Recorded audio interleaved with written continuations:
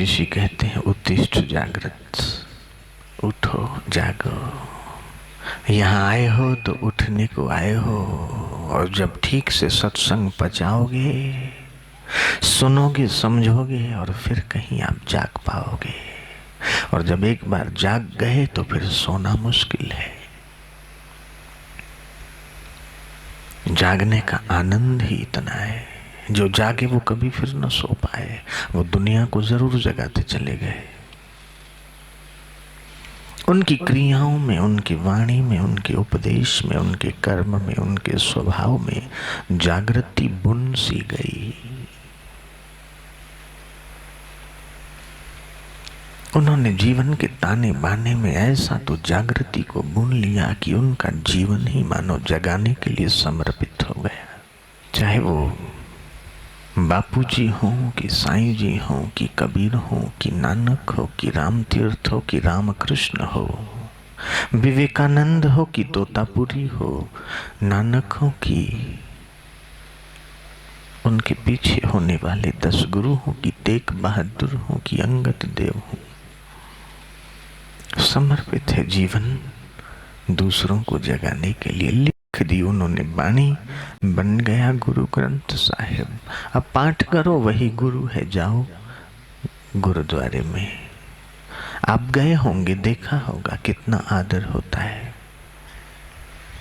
कितनी श्रद्धा से, कितनी भक्ति से और कितने आदर से गुरबाणी का पाठ होता है।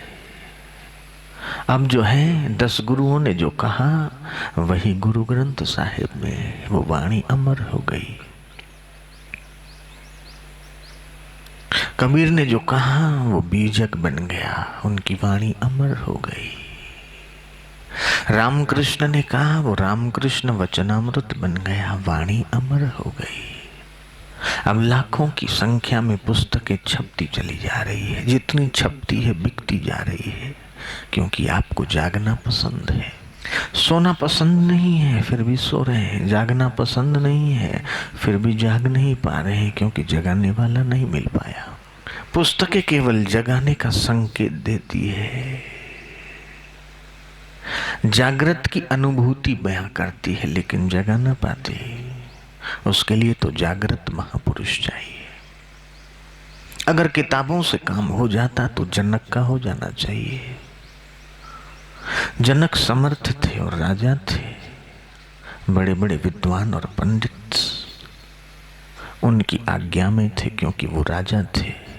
फिर भी उनको ये जरूरत महसूस हुई कि मुझे जगाने वाला चाहिए, और उन विद्वानों पंडितों की सभा बुलाकर उनका शास्त्रार्थ करवाया, और ये देखा कि मेरा गुरु कौन हो सकता है। पानी पीना छान के, गुरु करना जान के, उतावली में झंझट में मत पड़ना। गुरु बनाना जरूरी है, लेकिन ऐरे गहरे नट्ठू घेरे को गुरु बना लिया तो फिर दुर्गति होना भी पक्का है। गुरु श्रोत्रिय होना, ब्रह्मनिष्ठ होना और संपूर्ण जागृत होना आवश्यक है। कान फूंक दे वो गुरु ना, केवल कान ही फूंक दे, केवल ही शास्त्र की बातें ही बता दे, लेकिन अनुभव में न हो, श्रोत्रिय न हो, ब्रह्मनिष्ठ न हो, जिसके वचनों से शांति का कोई लेना देना न हो, संतोष न मिलता हो, मोह माया का पर्दा न हट पाता हो, तो कहा कि वह गुरु भी तो नहीं है। गुरु कैसा हो, सद्गुरु कैसे हो, जिनके दर्शनों से ही आनंद प्रकट हो जाता हो, भ्रांति और संदेह मिट जाते हो, विलक्षण रस जिनकी अमृतवाणी में प्रकट होता हो, सारे मन की शंकाएं निर्मूल कर देते हो, श्रोत्रिय हो, ब्रह्म को ठीक से जानने वाले हो, गुरु ऐसा हो। ऐसे सद्गुरु मिलना ये भी भाग्य की बात है। पूर्ण प्रभु की जब पूर्ण कृपा बरसती है तो वो पूर्ण सतगुरु से मुलाकात कराने में कामयाब हो जाती है, फिर रुक नहीं सकते। या तो वे आपके नजदीक आ जाएंगे या आप उनके पास चले जाओगे, कुछ न कुछ घटना घट जाएगी। और ये घटना घट जाए, समझ लो कि यही ईश्वर की प्रत्यक्ष कृपा हो गई। जगाने वाली घटना ये जीवन की सबसे महत्वपूर्ण घटना है। जब आप मोह निद्रा में, निशा में से, मोह की रात्रि में से जागृत होने की घटना पर पहुंचोगे, उससे पहले सद्गुरु मिलन की घटना घटित हो जाएगी।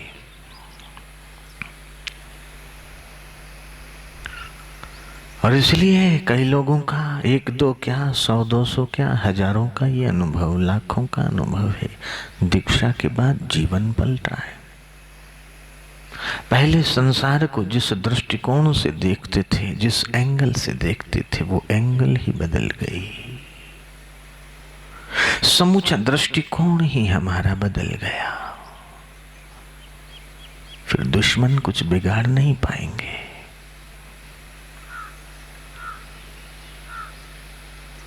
दुनिया में रहता हूं, तलबगार नहीं हूं, बाजार से गुजरता हूं पर खरीदार नहीं हूं। ये ब्रह्मवेत्ता की स्थिति है। उसे खरीदने की जरूरत कहां? कदाचित वो खरीदता भी है, जागृति में, सुषुप्त नहीं है। उसका बेचना भी खिलवाड़ है, खरीदना भी खिलवाड़ है। सच पूछो तो न वो बेचता है न खरीदता है, क्योंकि वो संसार को सत्य जानता ही नहीं।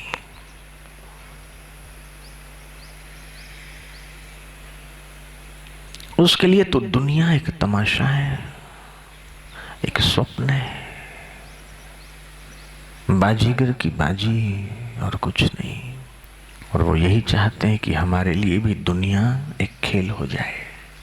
यही तो सद्गुरु हम लोगों से चाहते हैं। और क्या चाहते हैं? इसलिए तो आश्रम की जरूरत है। घर में बैठ के ध्यान करेंगे तो मन कहीं और जाएगा। कपड़े धोने अभी बाकी रह गए हैं, अभी दूध गर्म करना बाकी है। दूध गर्म कर लिया तो पीना और पिलाना बाकी है। बच गया तो उसकी दही जमाना बाकी है। दही जम गई तो अब बिलोना बाकी है।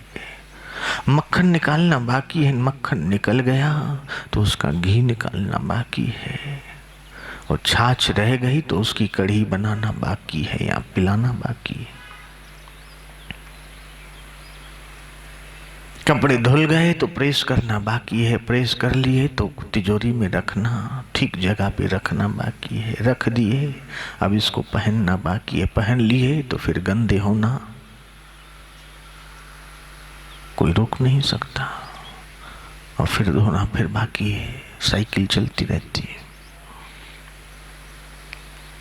फट गए तो नए लाओ। घर गंदा हो गया तो फिर साफ करो। साफ किया तो फिर बच्चों ने गंदा कर दिया। फिर दिवाली आई, फिर सफाई करो, फिर रंग रोगन करो। पैसे खर्च हुए, फिर कमाओ। कमाओ तो फिर अब खर्च करो। एक मशीन हो गई। आनंद नहीं है, टीवी खोलो, देखो सीरियल। सास भी कभी बहू थी, वो सीरियल देखकर सुखी होना चाहते हैं। उसमें दिखाया क्या जाता है? जो सोए हुए हैं वही बनाते हैं। उन्हीं की तुम देखते हो तो जग कहां पाओगे?